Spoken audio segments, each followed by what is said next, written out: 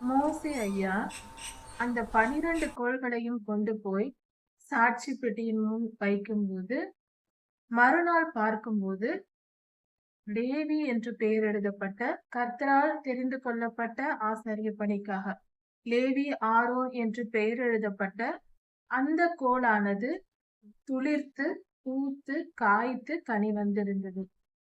இதில் ஒரு காரியத்தை நாம் கவனித்து பார்க்கும்போது, அந்த கோல் மட்டும் துளிர்ப்பதற்கும், ஒரு இரவில் அது பூ, காய், பழம் என்று எல்லாம் வருவதற்கும், அதில் அந்த இடத்தில் வசனத்தை ஆராய்ந்து பார்த்தால் ஒரு காரியம் வெளிப்படுகிறது.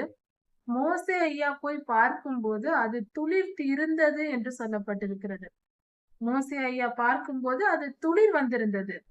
ஆனால் ஐயா பார்த்து கொண்டு இருக்கும் போதே அது பூ பூக்கிறது, காயாகிறது, கனியாகிறது. அவருடைய கண் பார்வையின் முன்பே இந்த அற்புதம் நடக்கிறது. இதை மோசே ஐயா பார்க்கிறார். அப்படிதான் வேதாகமத்தில் எழுதப்பட்டிருக்கிறது. நம்முடைய பிதாவாகிய தேவனுடைய அன்பும் ஆண்டவராகிய இயேசு கிறிஸ்துவின் கிருபையும் சமாதானமும் உங்கள் அனைவரோடும் கூட என்றைக்கும் இருப்பதாக.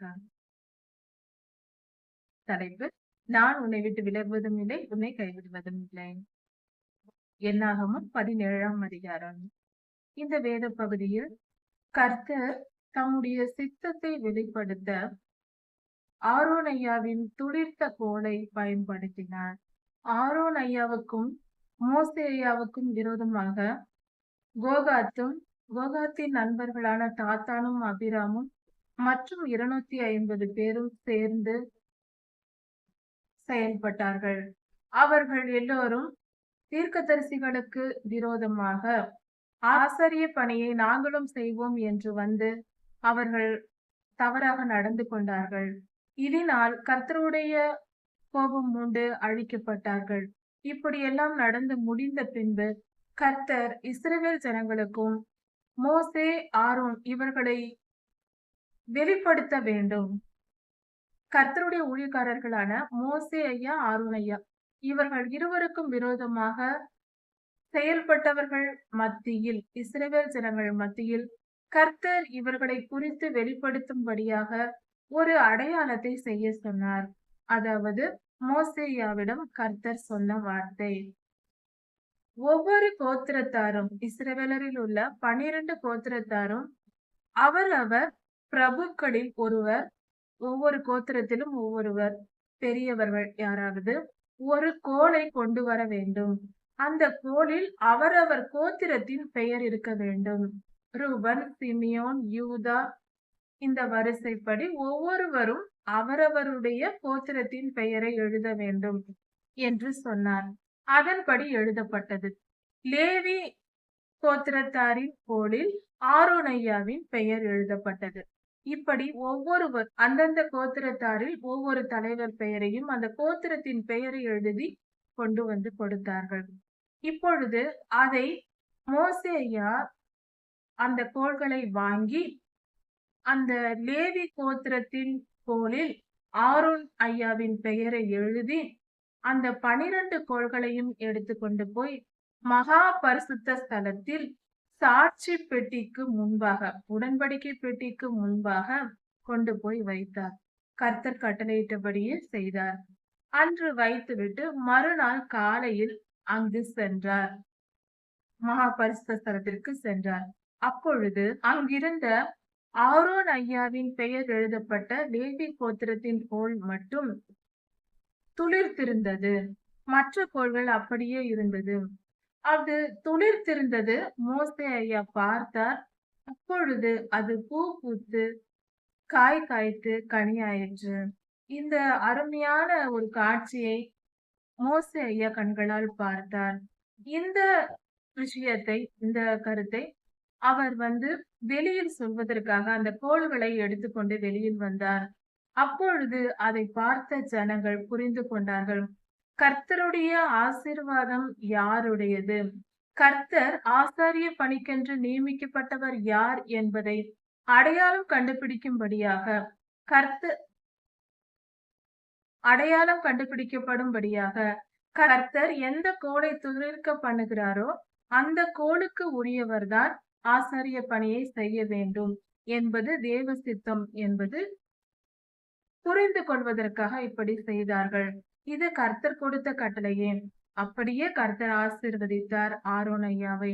அதன்படி அதன் முதல் இஸ்ரவேல் ஜனங்கள் புரிந்து கொண்டார்கள். கர்த்தர் லேவி கோத்திரத்தின் மேல் பட்சமாய் இருக்கிறார்.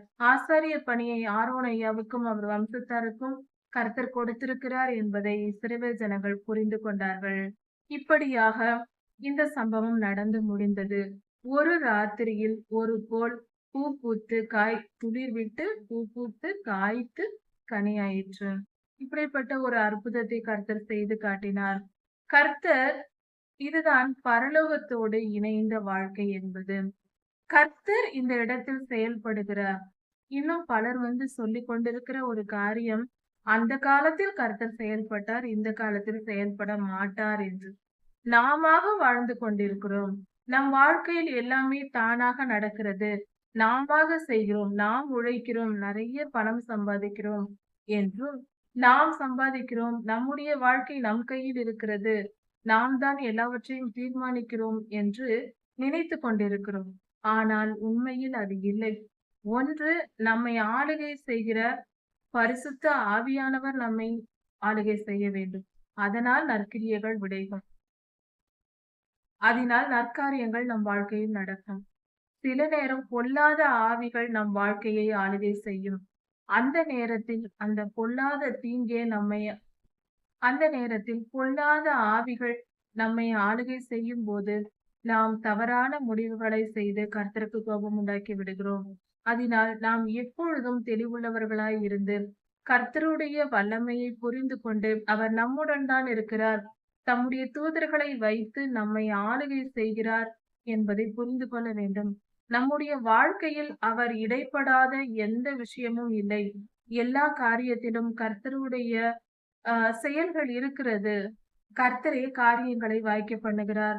நம்மளுடைய செயல்களில் நாம் எதை முயற்சி செய்தாலும் அதில் கர்த்தருடைய ஆசீர்வாதமோ அல்லது கர்த்தருடைய கோபமோ இருக்கும். இந்த காரியங்களை நாம் தெளிவுபடுத்திக் கொள்ள வேண்டும்.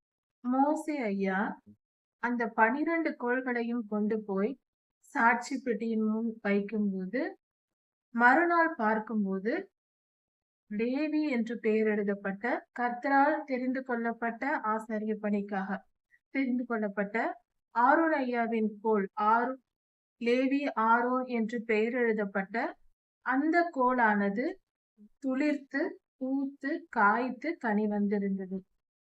இதில் ஒரு காரியத்தை நாம் கவனித்து பார்க்கும்போது, அந்த கோல் மட்டும் துளிர்ப்பதற்கும் ஒரு இரவில் அது பூ காய் பழம் என்று எல்லாம் வருவதற்கும், அதில் அந்த இடத்தில் வசனத்தை ஆராய்ந்து பார்த்தால் ஒரு காரியம் வெளிப்படுகிறது. மோசே ஐயா போய் பார்க்கும்போது அது துளிர்த்து இருந்தது என்று சொல்லப்பட்டிருக்கிறது. மோசே ஐயா பார்க்கும்போது அது துளிர் வந்திருந்தது. ஆனால் ஐயா பார்த்து கொண்டு இருக்கும் போதே அது பூ பூக்கிறது, காயாகிறது, கனியாகிறது. அவருடைய கண் பார்வையின் முன்பே இந்த அற்புதம் நடக்கிறது. இதை மோசே ஐயா பார்க்கிறார். அப்படிதான் வேதாகமத்தில் எழுதப்பட்டிருக்கிறது. அதே நேரத்தில், அந்த சம்பவத்தில் மோசே ஐயாவின் கண்ணெதிரே இந்த பூவும் பிஞ்சும் காயும் கனியும் வருகிறது. வாதுமை பழமும். இப்படி அந்த வாதுமை கொட்டைகளை பழம் என்று சொல்வது, அது வருகிறது. இதிலிருந்து நமக்கு தெரிவது என்ன? ஒரு கோல் துளிர்க்க வேண்டும் என்றால் அதற்கு என்ன தேவை?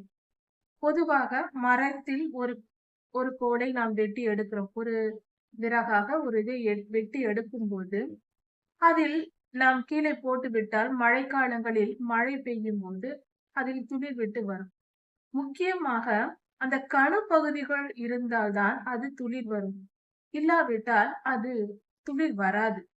அதாவது மரத்தின் கிளையில் அந்த கணு பகுதிகளில் ஜீவன் இருக்கிறது. அதனால் அதன் மேல் தண்ணீர் ஈரம் படும் போது அந்த மழை ஈரத்தின் நிமித்தம் அந்த மரத்தின் உள்ள இருக்கிற அந்த ஜீவனானது இலைகளை முளைக்க பண்ணுகிறது. இப்படியாக துளிர்க்கிறது. சாதாரணமாக வெளியில் நடக்கிற இயற்கையாக நிகழ்கிற நிகழ்வு.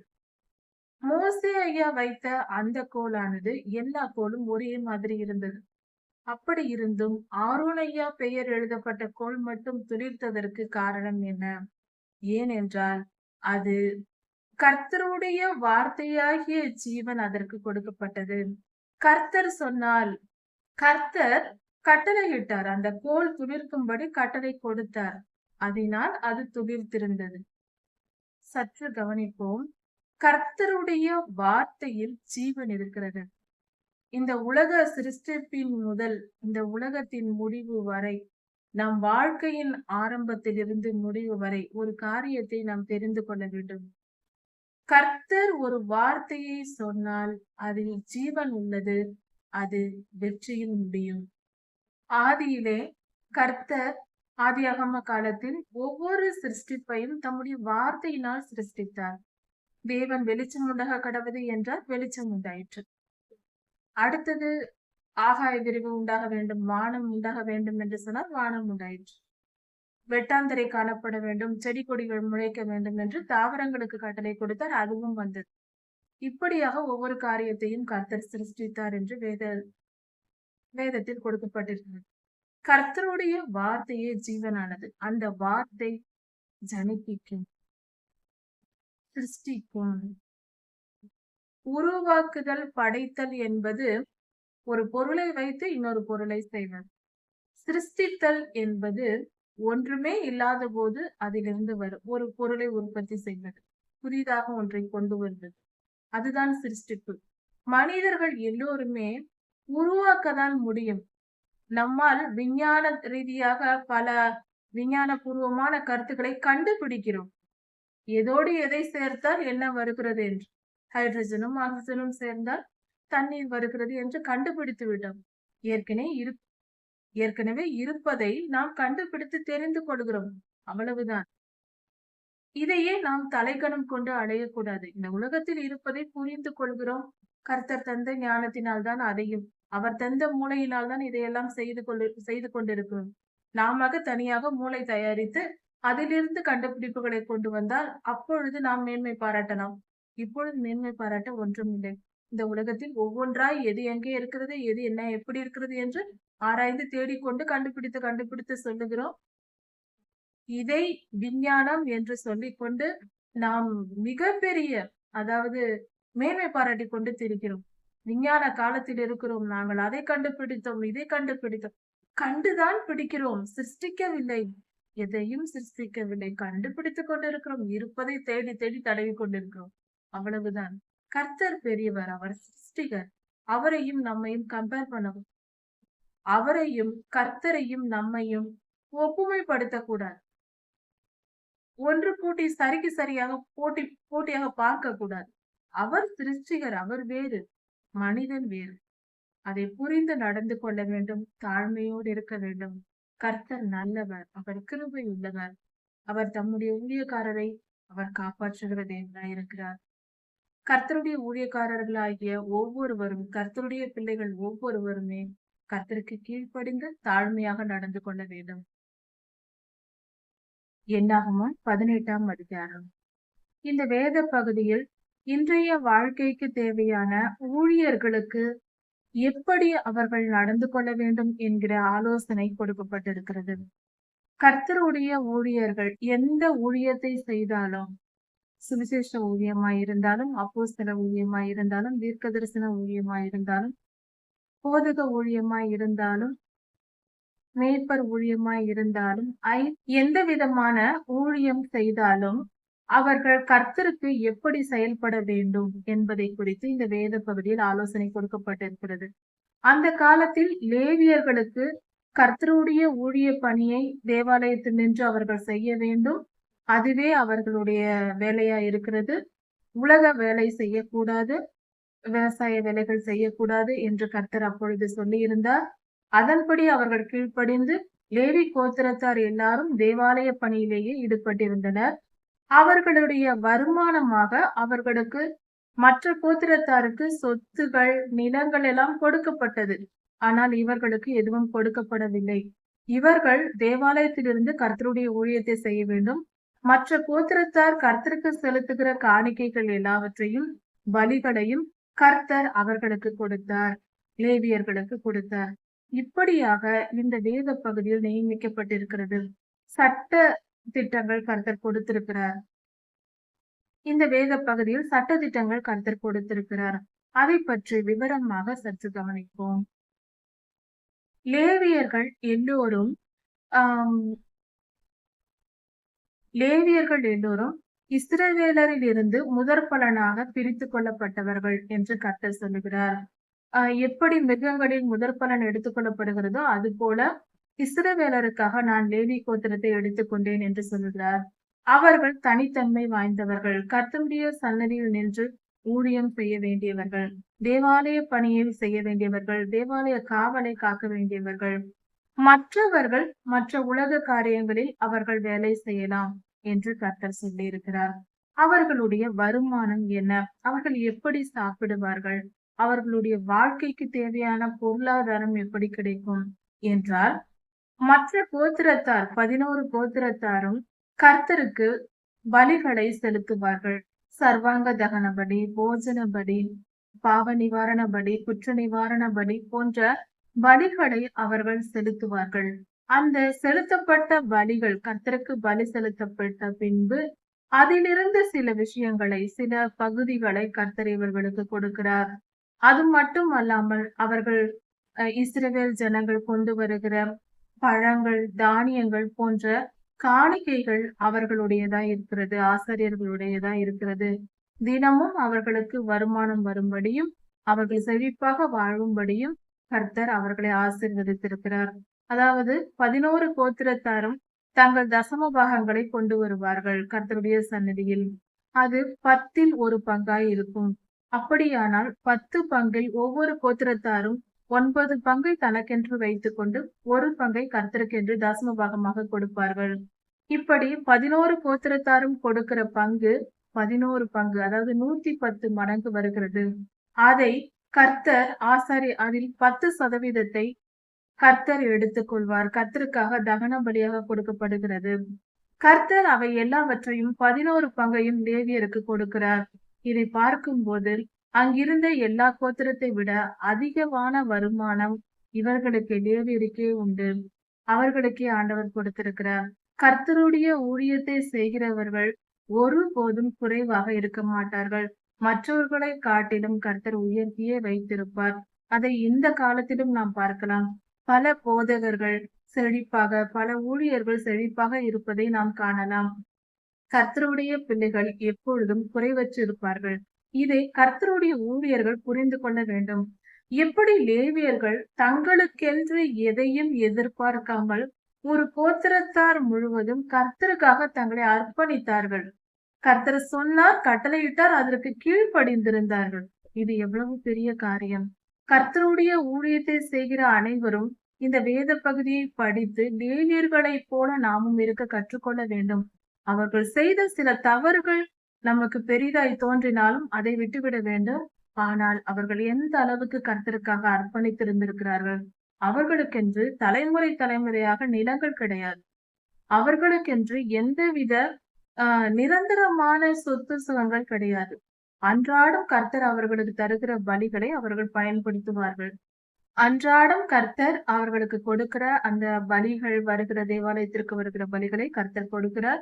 அதை அவர்கள் வைத்து அவர்கள் வாழ்ந்து கொண்டிருக்கிறார்கள். இப்படியாக அந்த காலத்தில் நடந்தது. அதே போல இன்றும் கர்த்தர் நமக்கு கொடுத்திருக்கிற கட்டளைகள், சாதாரண விசுவாசியாய் இருந்தால் அவர்களுடைய வருமானத்தில் கர்த்தருக்கென்று முதற் பலன் காணிக்கையையும் தசம பாகங்களையும் கர்த்தருடைய ஊழியத்திற்கு கொடுக்க வேண்டும். திருச்சபைக்கு கொடுக்கலாம், கர்த்தருடைய ஊழியத்திற்கு கொடுக்கலாம். அதை நாம் யாருக்கு கொடுக்க வேண்டும் என்பதை கர்த்தரிடத்தில் ஜெபித்து கேட்டு நாம் தெரிந்து கொண்டு செய்யலாம்.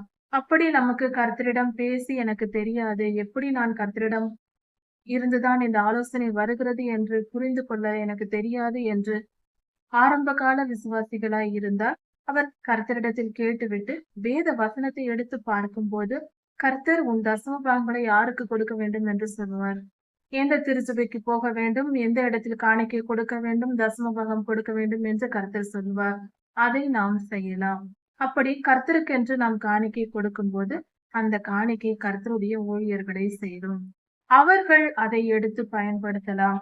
ஆனால் அவர்களும் அவர்களுடைய காணிக்கைகளிலும் அவர்களுக்கு வந்த அந்த வருமானத்திலிருந்து அவர்களும் முதற்பலன் காணிக்கையையும் தசம பாகத்தையும் கொடுக்க வேண்டும். கர்த்தருக்கென்று அந்த ஊழியக்காரர்களும் அதிலிருந்து 10 எடுத்து கொடுக்க வேண்டும். அப்படி செய்யும் போது அவர்களும் மேன்மேலும் ஆசீர்வதிக்கப்படுவார்கள். கர்த்தர் இதை கட்டளையாக கொடுத்தார். இதிலிருந்து நாம் எப்படி செயல்பட வேண்டும்?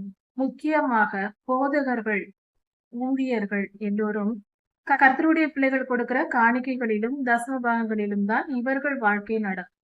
இப்படி இருக்கும்போது கர்த்தரையே சார்ந்திருக்கிற அவர்கள் ஒரு மிகப்பெரிய தவறு, முக்கியமாக போதகர்கள் என்ற முறையில் இருக்கிறவர்கள், போதகர்கள், ஊழியர்கள், எல்லா விதமான ஊழியங்களை செய்கிறவர்கள், ஒரு சிலர், எல்லோரையும் அல்ல, சிலர் செய்கிற தவறுகள் அல்லது பலர் செய்கிற தவறுகள் என்றே சொல்லலாம். மனிதரை பிரியப்படுத்த பார்ப்பது மிக பெரிய பாவமாய் இருக்கிறது.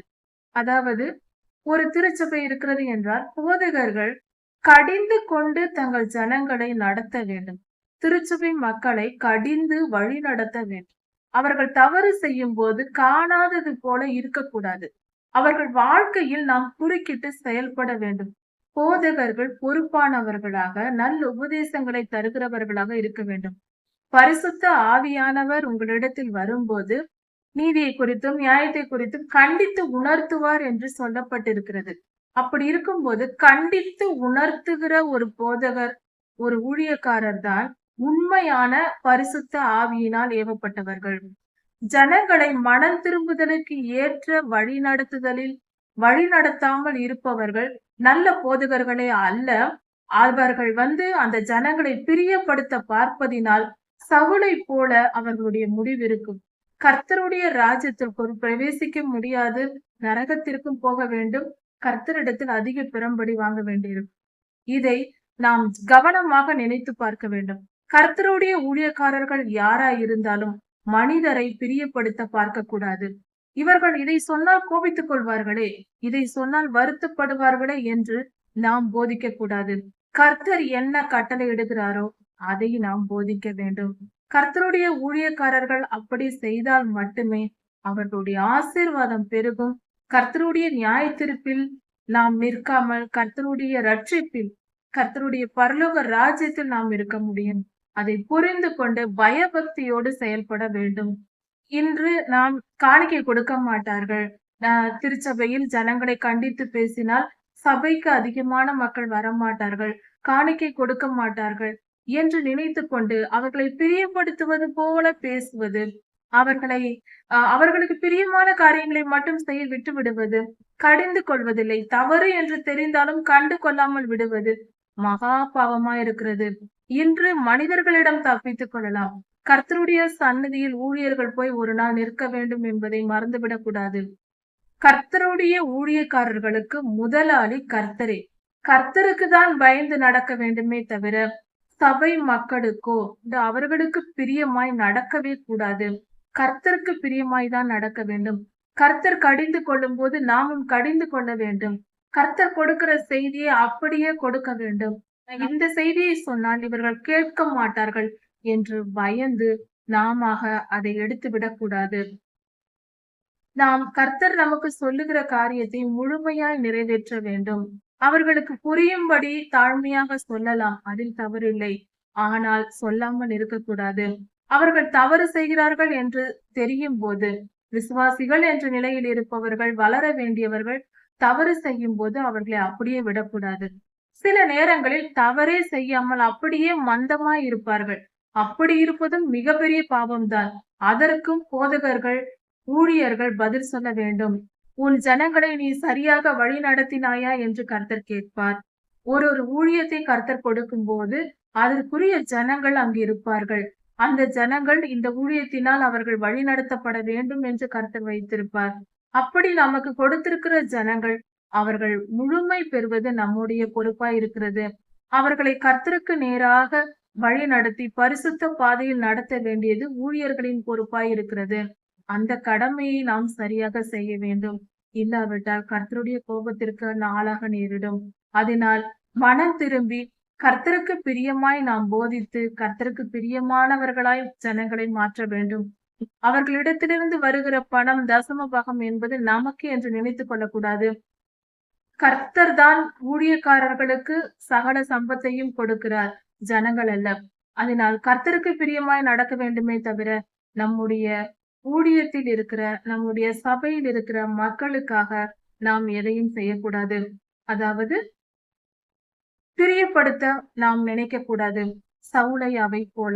சவுல் ராஜா அவர் எவ்வளவுதான் இருந்தாலும் கர்த்தரை பிரியப்படுத்த நினைக்காமல் மனிதரை பிரியப்படுத்த நினைத்ததினால் ராஜ்யபாரம் விட்டு போயிற்று. ஆனால் தாவீது ராஜாவோ எப்பொழுதும் கர்த்தரை பிரியப்படுத்த நினைத்தார். அதனால்தான் என்றும் அவர் அவருடைய பெயர் புகழ் என்றும் நிரம்பி நிற்கிறது. அதனால் நாம் இந்த காரியத்தை புரிந்து கொண்டு கர்த்தருடைய ஊழியக்காரர்கள் எப்பொழுதும் கர்த்தருக்கு பிரியமாய் நடக்க நினைக்க வேண்டும். துளி கூட நம்முடைய பணத்திற்காகவோ அன்றாட காரியங்களுக்காகவோ நாம் கவலைப்படவோ நினைத்து பார்க்கவோ தேவையே இல்லை. தேவ ராஜ்யத்தையும் நீதியையும் நாம் தேடினால் இவைகள் நமக்கு கொடுக்கப்படும் என்று மத்தேயு 6ஆம் அதிகாரத்தில் சொல்லப்பட்டிருக்கிறதே. இந்த வசனத்தை மட்டும் புரிந்து கொண்டாலே போதும். நாம் கர்த்தருடைய ஊழியத்தை ஒழுங்காக செய்தால் நமக்கு தேவையானது தானாக வரும். அதை நாம் தேடிக்கொண்டு போக வேண்டிய அவசியம் இல்லை. கர்த்தர் எந்த நேரத்தில் எவ்வளவு நமக்கு தேவையோ அந்த நேரத்தில் அதை சரியாக கொடுப்பார். கர்த்தர் பெரியவர். காக்கைக்கும் குருவிக்கும் புழுவுக்கும் பூச்சிக்கும் அவர் படியளக்கிற தேவனாய் இருக்கிறார். அவைகளை போஷிக்கிற தேவனாய் இருக்கிறார்.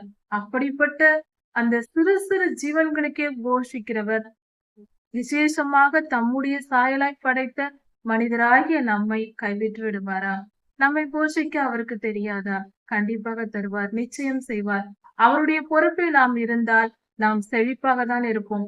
நம்மை நாம் கவனித்துக் கொள்வதை காட்டிலும் கர்த்தர் நம்மை கவனித்துக் கொள்ளும் போது நாம் நன்றாக இருப்போம், மிக மிக நன்றாக இருப்போம். அதனால் நம்மை கர்த்தருக்காக விட்டுக் கொடுப்போம். நாம் சுயநலமாய் வாழாமல் கர்த்தருக்கு பிரியமானதை செய்து வாழ்வோம். கர்த்தர் சகலத்தையும் நமக்கு தருவார். ஒரு ஆசீர்வாதமும் குறைவுபடாது. சகல ஆசீர்வாதங்களால் கர்த்தர் நம்மை நிரப்புவார். கவலைப்படவே தேவையில்லை. கர்த்தர் நல்லவர், அவர் மிகுந்த கிருபை உள்ளவர். அவருக்கு பிரியமாய் நடப்போம். இந்த செய்தியில் அந்த காலத்தில் கொடுக்கப்பட்டிருக்கிற தீட்டான காரியங்கள் என்னென்ன என்று சொல்லப்பட்டிருக்கிறது. அது உண்மைதானா?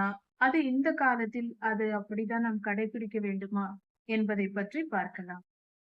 அதாவது அந்த காலத்தில் இறந்தவர்களின் உடலை தொடுவது தீட்டு என்றும், பரிசுத்தமாய் இருக்க வேண்டும், குஷ்டரோகிகளை தொடுவது தீட்டு என்றும், இன்னும் பலவிதமான சட்ட திட்டங்கள் கொடுக்கப்பட்டிருந்தது. மாம்சத்தின்படி கடைபிடிக்க வேண்டிய பலவிதமான கட்டளைகள் கொடுக்கப்பட்டிருந்தது. அது அந்த காலத்தில் பயன்படுத்தினார்கள். இந்த காலத்தில் ஆண்டவராகிய இயேசு கிறிஸ்துவின் கிருபையின் காலத்தில் அதை நாம் கடைபிடிக்க தேவையில்லை, அப்படி நினைக்க தேவையில்லை. ஆனால் தீட்டு என்ற ஒரு காரியம் கண்டிப்பாக இருக்கிறது. அது இந்த காலத்திலும் உண்டு. அதை நாம் எப்படி சரிப்படுத்திக் கொள்ள வேண்டும் என்பதை குறித்து கர்த்தர் என்ன சொல்லியிருக்கிறார் என்பதை குறித்து பார்க்கலாம். கர்த்தரே இந்த தீட்டு என்ற காரியத்தை குறித்து மார்க் 7ஆம் அதிகாரம் 18ஆம் வசனம் முதல் 23ஆம் வசனம் வரை நமக்கு கொடுத்திருக்கிறார். அதாவது அந்த காலத்தில் வெளியிலிருந்து ஒரு பொருளை தொட்டால் அது தீட்டு, அல்லது இப்படிப்பட்ட சில விஷயங்கள், தீட்டானவர்களை தொட்டால் அது தீட்டு, சில பொருள்களை தொட்டால் தீட்டு, இறந்த உடலின் எலும்புகளை தொட்டால் தீட்டு என்றெல்லாம் அந்த காலத்தில் சொல்லப்பட்டது. சட்டதிட்டங்கள் மாம்சத்தின்படி கொடுக்கப்பட்டது. ஆனால் நமது ஆண்டவராகிய இயேசு கிறிஸ்துவின் காலத்திற்கு பிறகு, அவர் பிறந்து இந்த பூமியில் நமக்காக வந்த பின்பு, இப்பொழுது தீட்டு என்று எந்த காரியத்தை கர்த்தர் நமக்கு சொல்லுகிறார் என்றால், நம் இருதயத்தில் தோன்றுகிற எண்ணங்களே தீட்டாக இருக்கிறது என்று சொல்லுகிறார். நம் இருதயத்தின் நினைவுகளில் தான் தீட்டு இருக்கக்கூடாது என்று கர்த்தர் சொல்லுகிறார். இதன் பொருள் என்ன? இருதயத்தில் நாம் பரிசுத்தமாய் வாழ வேண்டும். இப்படி பரிசுத்தமாய் வாழ்வது, இருதயத்தில் நாம் நினைக்கிற நினைவுகள் சுத்தமாய் இருக்க வேண்டும். அது மிக பரிசுத்தமாய் இருக்க வேண்டும். பொல்லாத சிந்தனைகள் இருக்கக்கூடாது. பெருமை பாராட்டுதல் இருக்கக்கூடாது. பண ஆசை இருக்கக்கூடாது. ஒழுக்கக்கேடான நினைவுகள் இருக்கக்கூடாது. இப்படிப்பட்ட காரியங்கள் நம்மை விட்டு அகற்றி போட வேண்டும். நம் இருதயத்தை அது தொடாதபடி நாம் பாதுகாத்துக் கொள்ள வேண்டும். அப்படி நாம் வாழும்போது கர்த்தருக்கு பரிசுத்தமாய் இருப்போம். அப்படி இல்லாமல் நம் இருதயத்தில் தீட்டு இருக்கும்படி நாம் நடந்து கொள்ளக்கூடாது. அதாவது நம் மனதில் தீய எண்ணங்களோடு வாழ்வதே தீட்டு என்று சொல்லப்பட்டிருக்கிறது. நினைவுகளிலா? நினைவுகளில் எப்படி தீட்டு இருக்க முடியும் என்று நாம் நினைப்போம். ஆம், கர்த்தர் பார்க்கிற தீட்டு என்ற காரியம் நம் இருதயத்தில் பொல்லாத சிந்தனைகள் இருக்குமானால், அதற்குரிய பொல்லாத ஆவிகள் நமக்குள் இருக்கும். சரீரத்தில் அழுக்காய் இருப்பதை கர்த்தர் பார்க்க மாட்டார். இருதயத்தின் நினைவுகளில் அழுக்கு இருக்கிறதா? அதில் கரைதிரைகள் இருக்கிறதா என்றுதான் கர்த்தர் பார்ப்பார். அதனால் இப்படிப்பட்ட காரியத்தை விட்டு நாம் சுத்தமாக வேண்டும். நம்முடைய இருதயத்தின் நினைவுகளை பாதுகாத்துக் கொள்ள வேண்டும். சரி, பொல்லாத நினைவுகள் எப்படி வருகிறது? ஏன் நம் இருதயம் சுத்திகரிக்கப்பட வேண்டும்? பரிசுத்தமாய் நாம் காத்துக்கொள்ள வேண்டும் என்பதை குறித்து சற்று தெளிவாக பார்க்கலாம். ஒரு உதாரணத்திற்கு, இந்த கடைசி காலத்தில் பொல்லாத ஆவிகள் பல விதங்களில் மனிதனை தாக்குகின்றன. இந்த டெக்னாலஜி மிகப்பெரிய உதவியாக பொல்லாத ஆவிகளுக்கும் இருக்கிறது. கர்த்தருடைய வேலையை செய்யவும் பயன்படுகிறது. பொல்லாத தீங்குக்கும் அவைகள் பயன்படுகிறதா இருக்கிறது. உதாரணத்திற்கு செல்போனையே எடுத்துக்கொள்வோம். செல்போனை நாம் எடுத்து பயன்படுத்தும் போது கர்த்தருடைய வார்த்தைகளையும் அதில் கேட்கலாம். கர்த்தருடைய துதி பாடல்களை நாம் கேட்கலாம். கர்த்தருடைய வார்த்தைகளை கேட்கலாம். கர்த்தருக்குள் நாம் ஒன்றிணையலாம். கர்த்தரோடு நாம் சஞ்சரிக்கிற வாய்ப்பு நமக்கு இருக்கிறது. ஆனால் அதே சமயத்தில் பொல்லாத தீங்கான காரியங்களும் அதில் வருகிறது. நாம் எதை நோக்கி போகிறோம் என்று கர்த்தர் பார்ப்பார். அதாவது பொய் சொல்வது போன்ற காரியங்களை ஒரு மனிதன் செய்து கொண்டிருந்தால் பொய்யின் ஆவி அவனுக்குள் இருக்கும். அந்த பொய்யின் ஆவி என்ன செய்யும்? முதலில் ஆரம்பத்தில் பொய் பேச சொல்லும். அது அதிகமாக அதிகமாக முதலில் அந்த மனிதன் பொய் சொல்லும் போது அந்த பொய்யின் ஆவி உள்ளே வரும். அதன் பின்பு அது மேலும் மேலும் பாவத்தை பெருக்கிக் கொண்டே போகும். பொல்லாத ஆவிகளின் சுபாவம் என்னவென்றால், அவைகள் வந்துவிட்டால் அந்த மனிதனின் மனதில் நிம்மதி இருக்காது. ஒரு மனிதனுக்குள் பொல்லாத ஆவிகள் இருந்தால் அந்த மனிதனுக்குள் நிம்மதி இருக்காது. எப்பொழுது நாம் நிம்மதியற்று இருக்கிறோமோ அப்பொழுது புரிந்து கொள்ள வேண்டும், ஏதோ பொல்லாத ஆவியின் தாக்குதல் நமக்கு வருகிறது என்று. சாதாரண ஒரு மனிதனின் மனநிலை என்பது நிம்மதியான மனநிலைதான். அது புதிதாக நிம்மதியை நாம் பெற தேவையில்லை. தீமையை பெறாமல் இருந்தாலே நிம்மதியா இருக்க முடியும். கர்த்தர் நமக்கு நார்மலாக, சாதாரணமாக நமக்கு நிம்மதியான மனநிலையை கொடுத்திருக்கிறார். நாம் பாவம் செய்யும் போது பொல்லாத ஆவிகள் நமக்குள் வந்து ஆளுகை செய்யும் போதுதான் மனநிலையில் நமக்கு நிம்மதி இல்லாமல் போகிறது. மன குழப்பங்கள், வேதனைகள், பிரச்சனைகள் என்று ஒரு டென்ஷனாக, படபடப்பாக இருப்பது. அதாவது நிம்மதியற்ற நிலையில் எப்படி இருந்தாலும் அது பாவமே. நாம் பாவம் செய்து கொண்டு இருக்கிறோம் என்பது பொருளாகும். இப்படி ஒரு மனிதனுடைய மனநிலை என்பது அவனுடைய நினைவுகள் எதில் செல்லுகிறதோ அதை பொறுத்திருக்கிறது.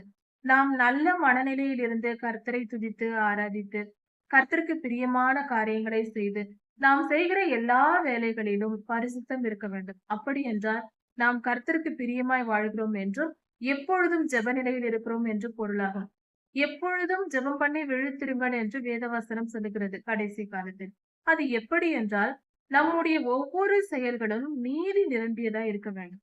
எந்த செயல் செய்தாலும், அலுவலகத்தில் வேலை பார்த்தாலும், வீட்டில் வேலை பார்த்தாலும், விவசாய வேலைகள் செய்தாலும், எந்த வேலை செய்தாலும், நாம் எதை நினைத்தாலும், எதை செய்தாலும் கர்த்தருடைய வார்த்தையின்படி செய்வதுதான் எப்பொழுதும் ஜெபம் பண்ணி விழித்திருப்பது.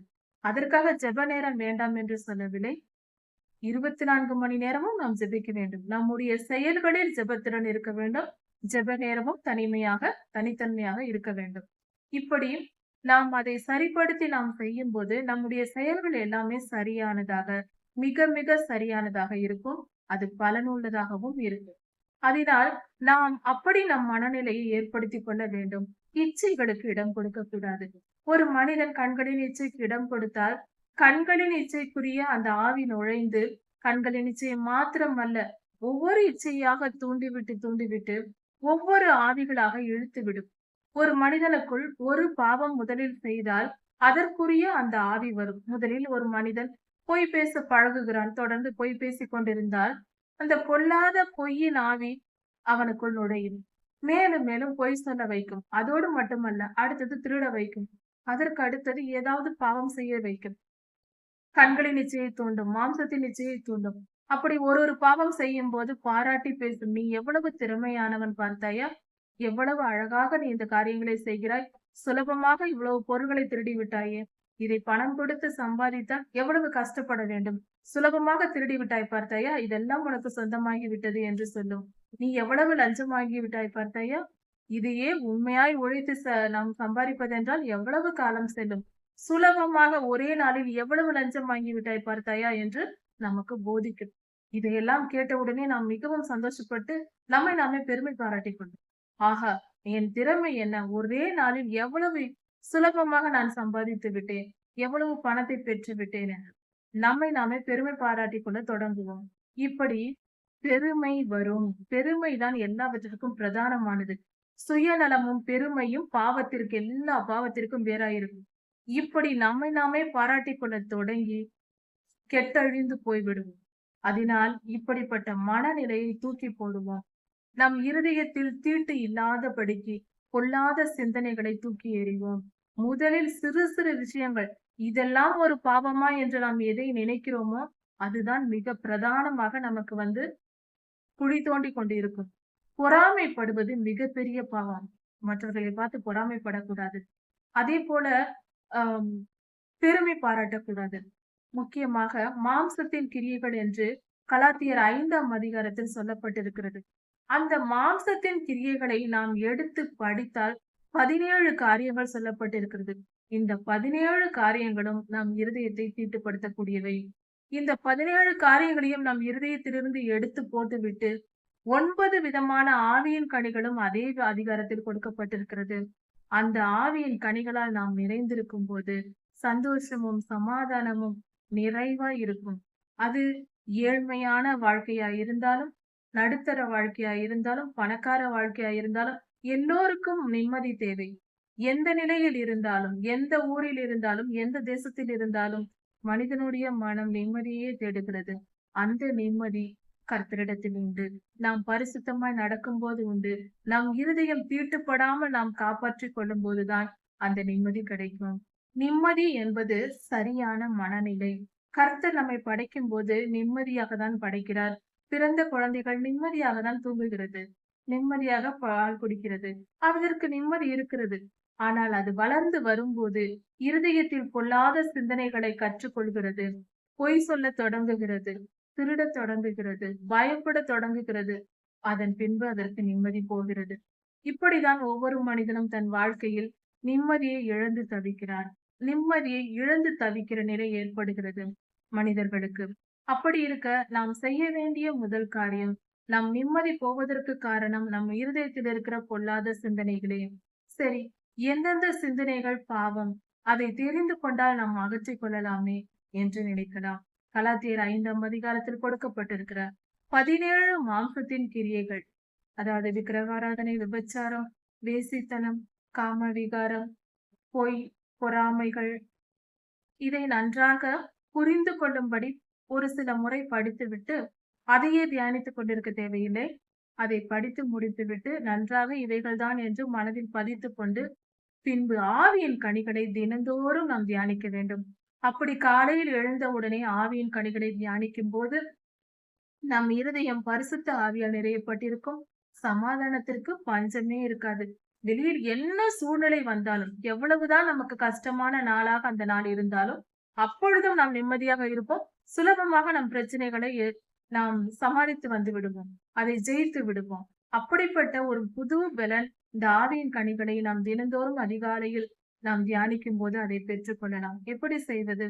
அந்த ஆவியின் கனிகள் அன்பு, சந்தோஷம், சமாதானம், நீடிய பொறுமை, தயவு, நற்குணம், விசுவாசம், சாந்தம், இச்சையடக்கம். இந்த 9 கனிகளையும் நாம் பொறுமையாக நம் மனதிற்குள் செலுத்த வேண்டும். இன்று முழுவதும் எப்பொழுதும் நாம் இச்சையடக்கமாய் இருக்க வேண்டாம். எச்சரிக்கை உணர்வு வர வேண்டும். எந்தவித இச்சைக்கு இடம் கொடுத்து விடக்கூடாது என்று. இப்படி நாம் இந்த ஆவியின் கனிகளை நாம் தினந்தோறும் இந்த ஜெபத்தை நமக்கு நாமே சொல்லி ஜெபிக்கும் போது, இதுவும் ஜெபம்தான், நம் ஆத்துமாவுக்கு போதிப்பது. அப்படி நாம் செய்யும் போது, இது சங்கீத புஸ்தகத்தில் இருக்கிறது. என் ஆத்துமாவே கர்த்தரை ஸ்தோத்திரி, என் முழு உள்ளமே அவருடைய பரிசுத்த நாமத்தை ஸ்தோத்திரி, என் ஆத்துமாவே கர்த்தரை ஸ்தோத்திரி என்று தாவீது ராஜா செய்கிற ஜெபம். அதே போன்ற இந்த ஜெபம் தான். அதனால் இது தவறு இல்லை, சந்தேகப்பட தேவையில்லை. இப்படி ஜெபிக்கும் போது கர்த்தர் நம்மை பாதுகாப்பார். இது ஜெபம் என்ற கர்த்தரிடத்திலிருந்து வருகிற வார்த்தை நம் ஆத்மாவுக்கு செலுத்துவது. இது அதிகாலையில் ஜெபித்துவிட்டு நாம் காலையில் எழுந்து நாம் காரியங்களை நாம் செய்யும் போது அந்த நாள் முழுவதும் வெற்றிகரமாக அமையும். கர்த்தர் நம்மை பாதுகாத்து வழி நடத்துவார். இப்படியாக கர்த்தருக்கு பிரியமாய் நாம் நடந்து நம் இருதயத்தை தீட்டு அற சுத்தமாக பரிசுத்தமாக வைத்துக் கொண்டு நாம் கர்த்தருக்கு பிரியமாய் நடப்போம். கர்த்தர் நம்மை ஆசீர்வதித்து காத்துக் கொள்வார். என்னாகும் 20ஆம் அதிகாரம். இந்த வேத பகுதியில் கர்த்தருடைய ஜனங்களும் கர்த்தருடைய ஊழியக்காரர்களும் எந்த விதத்தில் தவறு செய்யக்கூடாது என்பதற்கு ஒரு பாடமாக இந்த வேத பகுதி இருக்கிறது. இந்த வேத பகுதியில் இஸ்ரவேல் ஜனங்கள் மோசே ஐயாவிடம் தண்ணீர் இல்லை என்று வாக்குவாதம் பண்ணுகிறார்கள். வனாந்திர பயண போது காதேஸ் எனும் வனாந்திரத்தில் வந்து நிற்கும் போது அங்கு அவர்களுக்கு தண்ணீர் இல்லை, குடிப்பதற்கு தண்ணீர் இல்லை, மிருகங்களுக்கு குடிப்பதற்கு தண்ணீர் இல்லை. இப்படியாக அவர்கள் கஷ்டப்படுகிறார்கள். அந்த சமயத்தில் கர்த்தருக்கு விரோதமாக மோசேயாவிடம் வாக்குவாதம் பண்ணுகிறார்கள். நாங்கள் செத்து போயிருந்தால் பரவாயில்லை என்று சொல்லுகிறார். கர்த்தர் நம்மை ஆளுகை செய்கிறவராய் இருக்கிறார். கர்த்தரே நம்மை வழி நடத்துகிறார். அப்படி இருக்கும்போது நமக்கு ஒரு குறைவு இருந்தால் ஏற்பட்டால் அதற்கு நாம் தான் பொறுப்பு. அப்படிப்பட்ட சூழ்நிலையில் நம்மை காப்பாற்றிக் கொள்ள, நம்முடைய தேவைகளை நிறைவேற்றிக் கொள்ள நாம் கர்த்தரிடத்தில் ஜெபிக்க வேண்டும். அதை விட்டுவிட்டு மோசே ஐயாவிடம் வந்து ஜனங்கள் வாக்குவாதம் பண்ணுகிறார்கள். இந்த இடத்தில் மோசே ஐயாவும் கொஞ்சம் கோபப்படுகிறார். அந்த கோபத்தின் விளைவு கர்த்தருடைய வார்த்தையை மீறி நடக்கிறார். இந்த கவனமாய் நாம் இந்த வேத பகுதியை படிக்கும் போது பல விஷயங்களை கற்றுக்கொள்ளலாம்.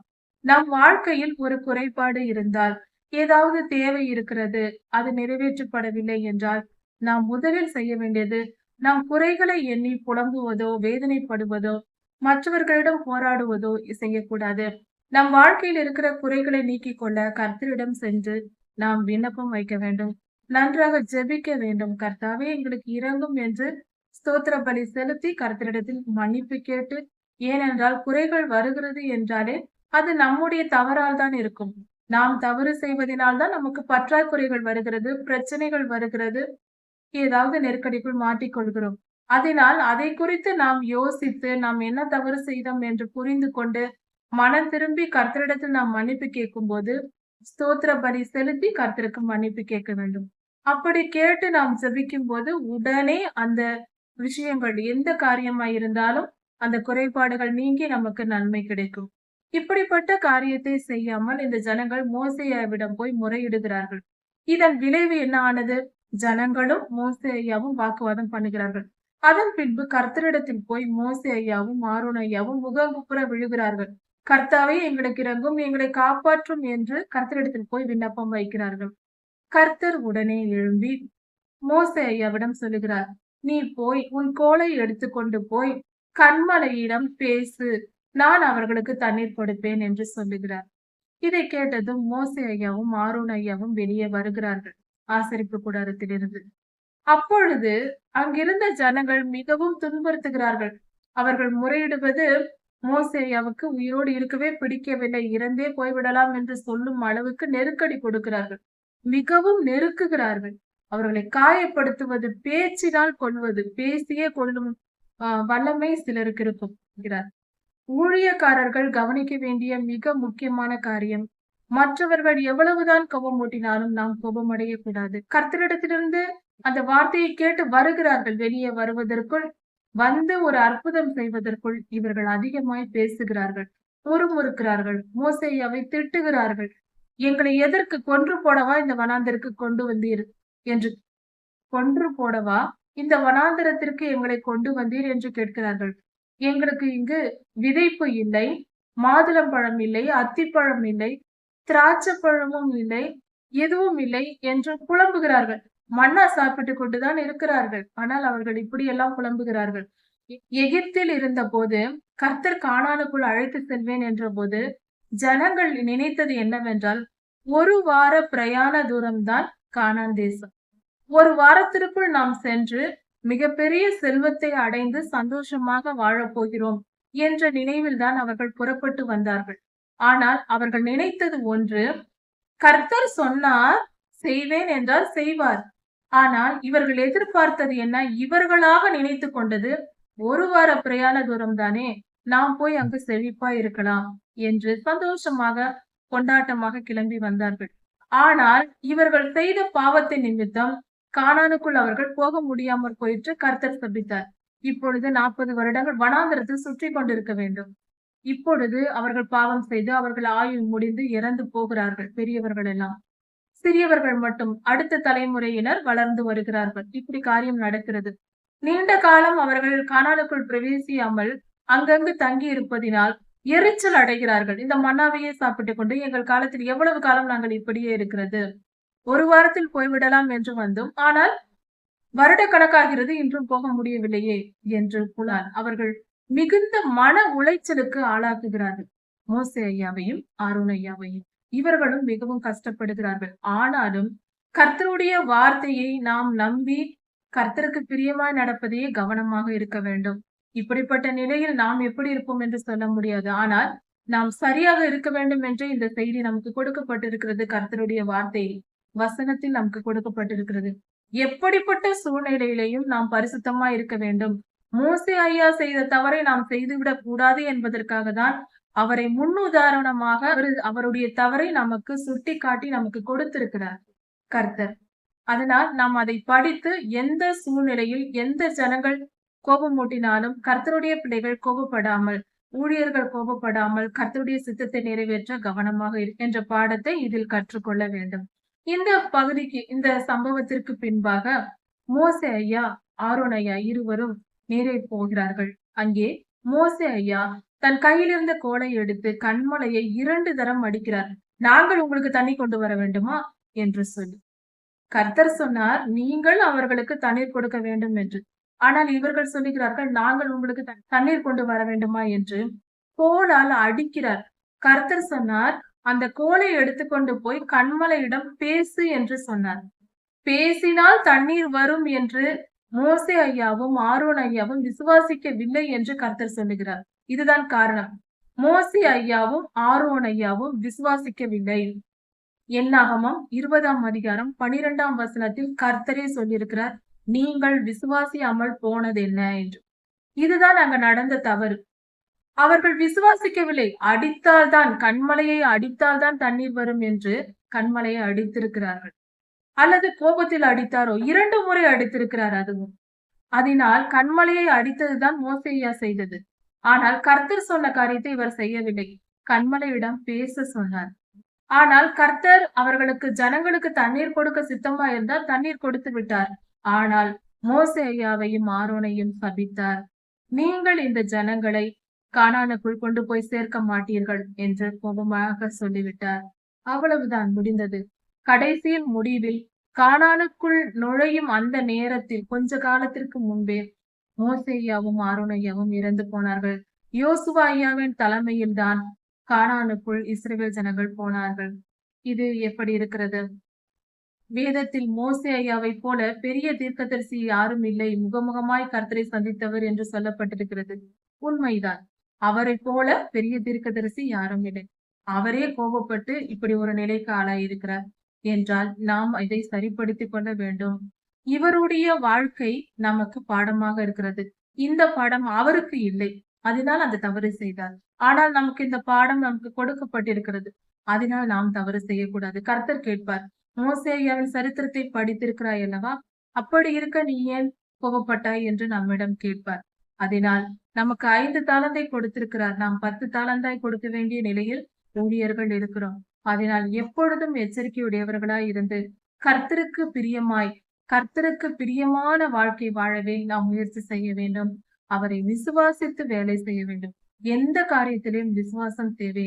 நம்முடைய தேவைகளுக்காக என்றாலும் கர்த்தரை விசுவாசிக்க வேண்டும். ஊழியத்தின் தேவைகளுக்கு என்றாலும் கர்த்தரிடத்தில் விசுவாசமாய் காத்திருக்க வேண்டும். எந்த விஷயத்திற்காக இருந்தாலும் கர்த்தரிடத்தில் விண்ணப்பம் வைத்து விசுவாசித்து நாம் நடந்து கொள்ள வேண்டும். அவிசுவாசம் நம்மை நெருங்காதபடி பாதுகாத்துக் கொள்ள வேண்டும்.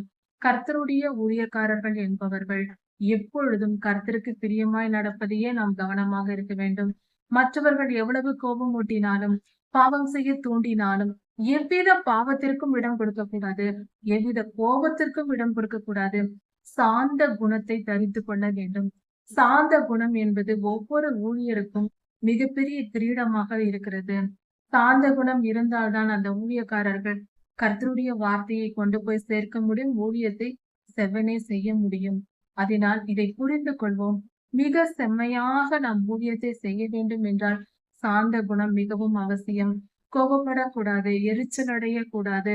சாந்த குணத்தை ஒவ்வொரு நாளும் நாம் தியானித்து நம் மனதை பக்குவப்படுத்திக் கொள்ள வேண்டும். நம் இருதயத்தில் மற்றவர்களை பற்றின கோபமும் எரிச்சலும் நமக்கு இருக்கக்கூடாது. பலர் நம்மை சுற்றிலும் இருந்து கோபம் ஊட்டுவதையே வாழ்க்கையாக கூட சிலர் வைத்திருப்பார்கள். அவர்கள் கூட இருக்க வேண்டிய சூழ்நிலைகள் கூட நமக்கு ஏற்படலாம். அந்த நிலையிலும் நாம் கோபப்படக்கூடாது. எப்படி கோபம் ஊட்டி ஒரு மனிதனை தவறு செய்ய வைப்பது பொல்லாத சாத்தானே. பொல்லாத சாத்தானால் நிரப்பப்பட்டவர்களை மற்றவர்களை கோபம் மூட்டிக் கொண்டும் எரிச்சல் மூட்டிக் கொண்டும் இருப்பார்கள். அப்படியானால் அந்த செயல் அந்த மனிதனுடையதல்ல, பொல்லாத ஆவியினுடையது. அப்படி என்றால் பொல்லாத ஆவிகளுக்கு நாம் செவி கொடுக்க கூடாது. பொல்லாத ஆவிதான் நம்மை கோபமூட்டுகிறது.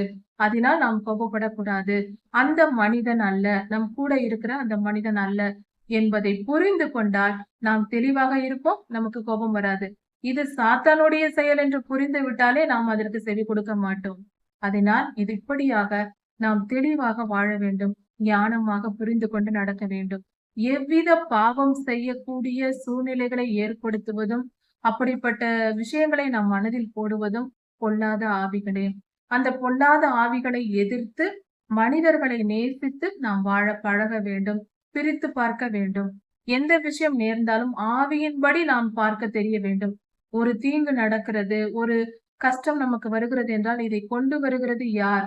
மனிதனா, பொல்லாத ஆவியா, எந்த ஆவி இப்படிப்பட்ட நிலையில் வருகிறது, அதன் செயல்கள் என்ன என்பதை ஆவிக்குரிய காரியங்களை புரிந்து அறிந்து வைத்திருந்தால் நம்மால் தெளிவாக செயல்பட முடியும். இப்படிப்பட்ட காரியங்களில் நாம் கவனம் செலுத்த வேண்டும். ஒரு மனிதனை பார்க்கும் போதே ஆவியின்படி பார்க்க வேண்டும். மாம்சத்தின்படி அல்ல. பொல்லாத ஆவிகளால் நிரப்பப்பட்ட மனிதனா அல்லது கர்த்தருடைய ஆவியால் நிரப்பப்பட்டவரா என்பதை நாம் சரியாக கவனித்து ஆராய்ந்து அறிய தெரிந்து கொள்ள வேண்டும். இதற்கு தான் நாம் வேதத்தை தியானித்து ஜெபித்து பழக வேண்டும். தினந்தோறும் வேதத்தை தியானிக்க வேண்டும். ஒவ்வொரு நாளும் 5 அதிகாரங்கள் சுமார் 1 மணி நேரம் படித்தால் கூட ஒரு வருடத்தில் ஒரு முறை வேதாகமத்தை படிக்கலாம். ஒவ்வொரு வருடமும் ஒவ்வொரு முறை நாம் வேதாகமத்தை படிக்கும் போது அது நமக்கு மிகப்பெரிய பலனுள்ளதாக இருக்கும். பல முறை படிப்பதற்கும் கர்த்தரை நாம் நெருங்கி சேர்வதற்கும் பலனுள்ளதாக இருக்கும். ஒவ்வொரு முறை நாம் வேதாகமத்தை படித்து முடிக்கும் போதும் ஒவ்வொரு படி மேலே சென்று கொண்டிருக்கிறோம். பரிசுத்தத்தில் வளர்ந்து கொண்டிருக்கிறோம் என்று பொருள். ஏனென்றால் வேத வசனங்கள் நம் இருதயத்தை சுத்திகரிக்கிறதா இருக்கிறது. வேத வசனத்தை தியானிக்கும் போது வார்த்தையாகிய ஆண்டவர் பரிசுத்த ஆவியாக நமக்குள் வந்து நம் இருதயத்தை கழுவி நம் ஆத்துமாவை சுத்திகரிப்பார். அதனால் நம் ஆவி சுத்தமாயிருக்கும், நம் ஆத்துமா சுத்தமாயிருக்கும். பாவ எண்ணங்கள் வராது. பாவம் செய்ய பலர் தூண்டினால் கூட அந்த விஷயங்கள் நமக்கு பிடிக்காது. கர்த்தர் அதை எடுத்து போடுவார். நமக்கு தெளிந்த புத்தி நமக்கு கிடைக்கும். தெளிவாய் நடந்து கொள்வோம். பாவத்தை விட்டு நீங்கும் போது தண்டனைக்கும் நாம் நீங்களாக்கி விடுவோம். அதனால் சமாதானமும் ஆரோக்கியமும் சந்தோஷமும் நிம்மதியும் நிரந்தரமாக இருக்கும். இப்படிப்பட்ட காரியங்களை குறித்து கவனிப்போம். கர்த்தரை விசுவாசிப்போம். கர்த்தருடைய வார்த்தைகளை கவனிப்போம். வேதத்தின் மேல் கவனம் செலுத்துவோம். கர்த்தரை கவனிக்க வேண்டும். கர்த்தருடைய வார்த்தைகளை தினந்தோறும் 1 மணி நேரமாவது கவனிக்க வேண்டும். அப்படி செய்யும் போது இரவு படுப்பதற்கு முன்பாக எல்லா வேலைகளையும் முடித்துவிட்டு படுப்பதற்கு முன்பாக 1 மணி நேரம் கர்த்தருடைய சன்னதியில் உட்கார்ந்து வேத வசனத்தை தியானித்து படிக்கிற பழக்கம் மிகவும் நல்லதாக இருக்கும். சமாதானத்தை நமக்கு தரும், நிம்மதியான உறக்கத்தை தரும். தீமை எல்லாம் அகன்று சமாதான வாழ்வு நமக்கு அமையும். கர்த்தர் உங்களை ஆசீர்வதிப்பாராக. இதன் தொடர்ச்சியை அடுத்த செய்தியை பார்க்கலாம். மாரநாதா.